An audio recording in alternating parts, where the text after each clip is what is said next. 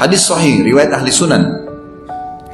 Nanti di mahsyar setiap orang akan dibangkitkan dalam keadaan mereka tenggelam dengan keringatnya sesuai dengan kadar dosanya.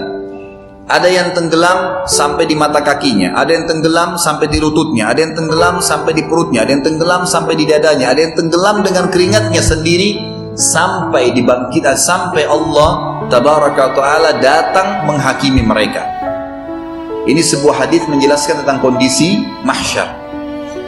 Pada saat itu dalam hadis Bukhari juga dijelaskan matahari akan mendekati kalian hanya sejarak sekian mil. Tidak disebutkan 1 atau 2 mil, tapi sekian mil.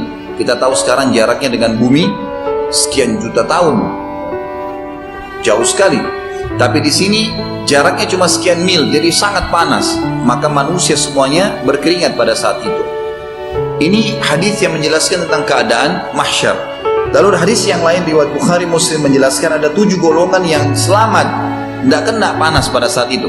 Dan ini adalah orang-orang yang beriman saja. Yang pertama, kata Nabi SAW, ada 7 orang yang akan dinaungi oleh Allah, tidak ada naungan kecuali naungannya. Selamat dari panas pada saat itu adalah imam yang adil, pemimpin yang adil. Yang kedua adalah anak muda yang tumbuh dalam ketaatan Allah Subhanahu wa ta'ala, beribadah kepada Allah. Makanya ini pentingnya mendidik anak-anak kita dalam keadaan saleh. Yang ketiga adalah orang yang saling mencintai karena Allah, berpisah karena Allah. Yang keempat, seorang laki-laki yang hatinya terikat dengan masjid. Yang kelima, seseorang berinfak dengan tangan kanannya sampai tangan kirinya tidak tahu. Dan yang keenam, seseorang yang dipanggil untuk berzina lalu dia meninggalkan perzinahan tersebut oleh pasangan yang kaya dan juga memiliki jabatan kecantikan atau kegagahan, tapi dia menolaknya. Dan yang ketujuh, dia orang yang mengingat Allah sendirian kemudian dia menangis karena Allah Subhanahu wa ta'ala. Inilah golongan yang tidak akan kena panasnya mahsyar pada saat itu. Kemudian saya tutup dengan kalimat, pada saat itu kata Nabi SAW, semua manusia akan kesusahan. Kata Nabi SAW, pada saat manusia sudah jenuh di mahsyar, mereka kepanasan semua, maka mereka mendatangi Adam AS. Lalu mereka berkata, wahai Adam, engkau ayah kami, engkau manusia pertama, maka mintalah kepada Allah agar datang menghakimi kami ke surga atau ke neraka. Lalu kata Adam, saya tidak berani. Hari ini Tuhanku murka, belum pernah murka sebelumnya seperti ini. Dan aku sendiri pernah berbuat salah, memakan buah khirdi, walaupun aku sudah bertaubat kepada Allah.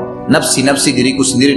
Coba pergi ke Idris, Nabi setelahnya. Wahai Idris, kaulah yang telah diberikan maqam, tempat yang tinggi oleh Allah. Kamu Nabi yang kedua, dan seterusnya.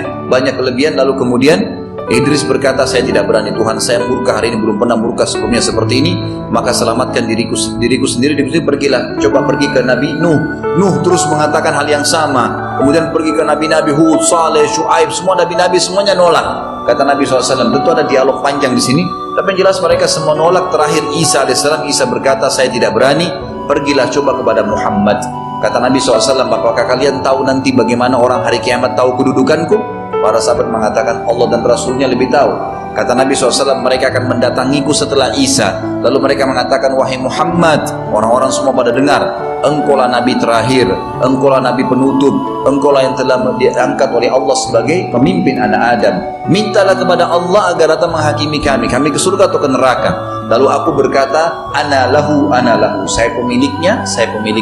Lalu Nabi kita Muhammad SAW mengatakan, saya datang ke bawah arsy-Nya Allah, kemudian saya sujud, kemudian saya dibukakan oleh Allah puji-pujian untuk Allah yang tidak pernah dibukakan untuk orang sebelum aku dan juga sesudahku.